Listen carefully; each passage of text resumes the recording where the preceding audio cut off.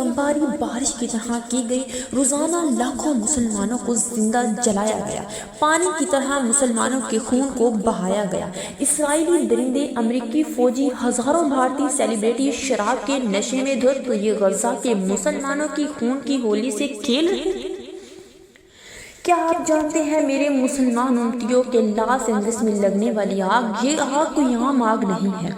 یہ اس فلسطینی اور غزہ کی ماؤں کے کلیجوں میں لگنے والی آگ ہے جنہوں نے اپنے ہاتھوں سے اپنے معصوم لگتے جگت کو لاشیں اٹھائے تھے۔ یہ وہ آگ ہے جو ان معصوم بچوں کے سینے میں لگی تھی جب انہوں نے اپنے ماں باپ کے جنازے دیکھے تھے اور اٹھتے ہوئے جسم دیکھے تھے۔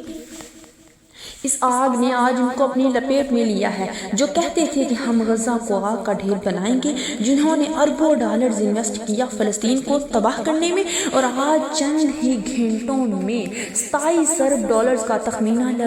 لگایا گیا جو جل کر خاکتر ہو گیا ہے۔ فلسطینی مائیں بہنیں بچی آہ بکا کرتے رہے مگر ان کا درد، ان کے بے درد اور بے حس مسلمان بھائیوں نے نہیں سنا، تو اللہ نے ان کی آہ بکا سن لی۔ آج امریکہ اس درد کی کیفیت کو جان رہا ہے،